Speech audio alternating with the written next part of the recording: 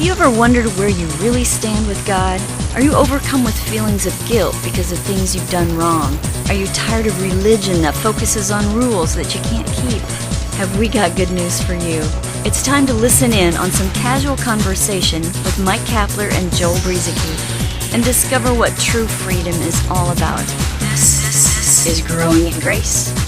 Welcome once again to another Growing in Grace podcast. Last week we did kind of a different one, celebrating 600 podcasts, and this one will be a bit different too because I, Joel Brueseke, have world-renowned author with me, Michael C.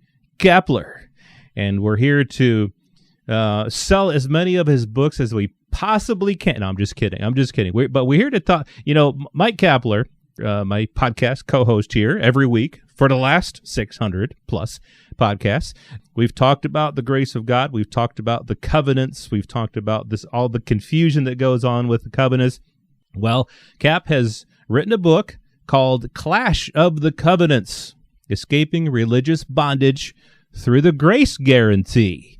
And Mike, this book, it's not even something that you really even had planned on doing. But we're here to talk a little bit about how it came about and what it's about. Joel, it started almost 3 years ago, which is hard for me to believe because I can remember telling you I started writing this thing and I felt like God wanted me to get this thing out there as fast as possible. And, it was over 2.5 years later that I finally have released it on Kindle. Now, if you don't have a Kindle, I'll just mention this real quick.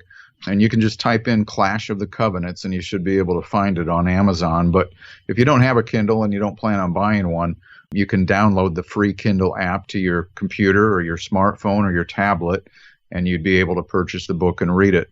I suspect at some point, Joel, maybe we'll get a paperback out there, but for now, that's what it's available as at the time of this recording. And you're right, I'm not a writer. You're more of a writer than I am, actually, and you've done a lot of blogging and different writings over the years, and that's really not something I've done. The lady who edited my book actually told me that I wasn't bad for somebody who wasn't a writer. It is, and I'll say that. I'll say the book is an easy read. It's something that flows. It's something that it's got your unique humor in there, and you wouldn't be able to pick up the fact that this guy doesn't write much. It really does come across as well written, and it flows really well, like I said. So anyway, just to put that plug in for you as a new writer, so to speak. Well, thank you. I appreciate that, and she gave me some encouragement too. But and she's been around for a long time editing books, and so a couple of times she gave me a real pat on the back. And I can remember the line, but at one time she said, she put a little note over on the side and said, sometimes you can just make this sing. Yeah.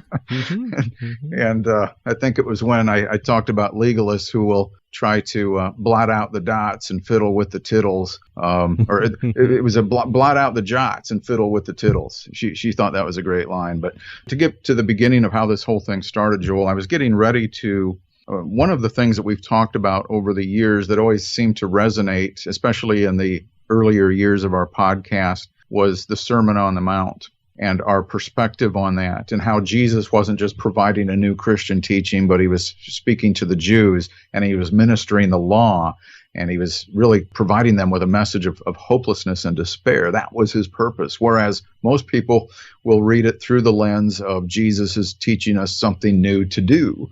And so we've done these podcasts on the Sermon on the Mount, and I thought, and I think we were getting ready, or we were in the middle of doing a series several years ago on that, on our podcast. And so I started thinking to myself, this would be kind of neat to try and summarize what we've talked about on the podcast with the Sermon on the Mount by doing just some sort of a mini book. I just got the Word document out. I didn't know if it would be 10 or 20 pages, but I just started writing. And it was interesting because I started thinking to myself, for people to understand what's being communicated here, it would really be helpful if I also provided some background in front of that about the law and how we're free from the law and we're dead to the law, and kind of help people to understand why Jesus was ministering this way to Israel. And it's interesting, Joel, I don't want to take too much time on this, but I received a Facebook message from an old radio friend of mine. She used to work as a copywriter and secretary many years ago, and we've stayed in touch. She went to the mission field, and I got a message from her mom, who's elderly now, but she jumped on her daughter's Facebook because she didn't have one. And I think she saw where I had posted a podcast about the Sermon on the Mount. And she messaged me and said, is there any way you could put this in written form? And I said, well, it's interesting you ask that, because I just started writing what I think is going to be sort of a real short mini book on the Sermon on the Mount. Had a title for it and everything. But then it began to grow. What became 5,000 words became 15, became 25, became over 50,000 words. And I spent a couple of years starting to try to polish and refine it and move things around. It was quite a job. But as we were talking, or as I was writing this stuff, I began to and so what this really is, you know what this book really is? It's a Growing in Grace podcast inside of a book. I mean, that's really what this is. Podcast Clash of the in written Covenants. form. And I think what occurred thereafter is that I started finding some things that I had never seen before. Some things that I had started connecting on that I'd never heard others talk very much about. On a couple of occasions, I can even remember talking to you about that. So some of what we've been talking about over the last 2 to 3 years on our podcast were things that I was writing about.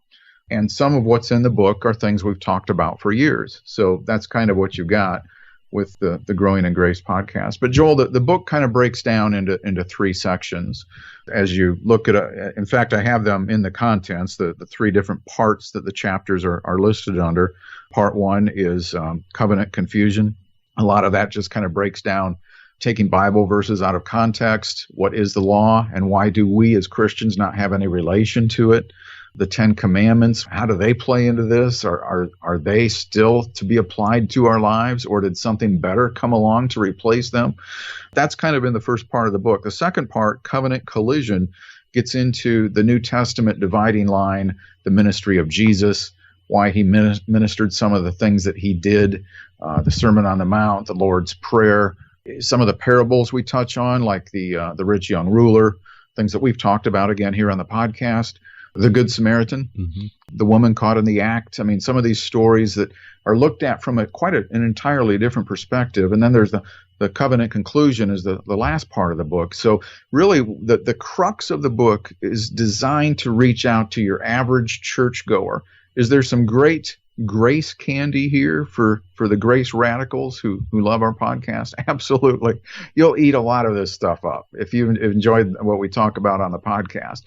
But it's really targeted at your average churchgoer who needs to be freed up from some of the bondage that sadly they've inherited from listening to a lot of church teaching over the years. Mm-hmm. Yes. I mean, if somebody's listening, you like the podcast, you like what we talk about here, and maybe you can think of somebody that you know that you would just love them to hear this stuff. Maybe they're not the type of person who, well, maybe you could share the podcast with them. But here, what we've got here with Mike's book is that you can share in written form, like you were saying, it's the podcast basically in written form, something that will help people, like you say, to be free. I mean, that's one of the core things about this podcast anyway, is that we are trying to help people to be free. We're not just yapping our mouths trying to be contrary to what the church is saying, but we're really actually wanting to help church people who have been in the church all their lives, or for whatever amount of time, they can't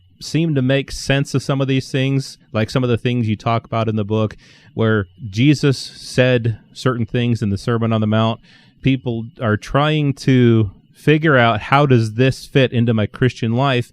And in the book here, you'll find that Cap has done a really great job of showing how those words were meant for a certain group of people, the Jews who were under the law, and how it doesn't apply to us. Like you were saying, Cap, the first part, you're talking about the confusion that people have with all the 2 different covenants and the law, the ministry of death, and all these things, how the covenants then collide and people try to put these together and all these things. And so I think it'd be a great thing for somebody who really, it could be very helpful for somebody who has confusion over all these things.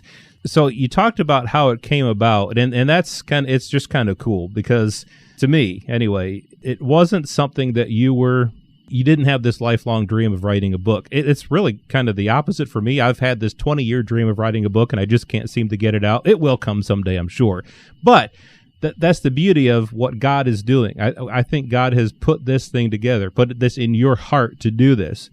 And you've typed away, and you've edited, and you've changed things and moved things around, and you've made it into this book that I think will be very helpful for people.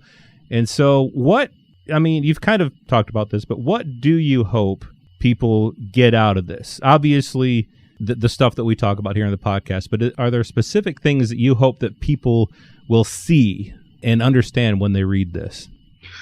Well, it challenges a lot of traditional mindsets. And it's not meant to be just a book that's critical against church doctrine or any of that. In fact, I think somewhere at the beginning of the book, probably in the introduction, I make the statement that I'm not mentioning any ministries by name. I have no denominational banner to wave. My goal here is just to help people understand the unconditional love that God has for them, and that Jesus, through his finished work, did it all on our behalf. And this empowers us now in grace to be able to live in a way that is supernatural because of the life of God that's now in us. So we want to take away the confusion of this mixture between the old covenant and the new, because that mixture was never meant to take place, and it's very dominant in many Christian teachings. So we're trying to help separate that and help people come to a place of peace and realizing that the plenitude of Christ's finished work and the forgiveness that's already been provided. And so that's, in a nutshell, what the goal is here. And I said this before we came on, Joel. I kept thinking this was going to be out a couple of years ago, and then 6 months after that, or 6 months after that, it just kept getting put off. And I see now, looking back, on why that happened. But the bottom line here is I thought about not even putting it out. And then the Spirit of God was kind of on me not to do that because of the things that I have learned that have been a big blessing to me while writing this, some of the revelation that was coming to me. Some of it will sound familiar to our Grace friends, and some of it will be kind of different. I remember calling you up on the phone one day about one particular chapter, the prodigal son. I said, Joel, have you ever heard this before? And we ended up doing some podcasts on it. So there's just some really neat things in here that I hope people will find a blessing. Again, it's called Clash of the Covenants, Escaping Religious Bondage Through the Grace Guarantee. And the author name that's on it is, the way it's written out on the book, is Michael C. Kapler. Yep, and you can find that on Amazon. I'll also link to it on the podcast at growingingrace.org. So we hope that you'll be able to get this book and be set free by the grace of God. Yeah, and be sure to share it. I mean, that's the goal here is read the book, and you'll be motivated to have others read the book so that they can experience that as well. That's right. Yeah, share the book and let other people know about this. Well, coming up next week on Growing in Grace, we became righteous. But how did we do that? Something had to happen first. Jesus became sin. Talk about that next week right here on Growing in Grace. This has been Growing in Grace with Mike Kapler and Joel Brueseke, heard online through various internet sources around the world each week. To access hundreds of past programs, visit graceroots.org. Share it with a friend and listen again next week for more Growing in Grace.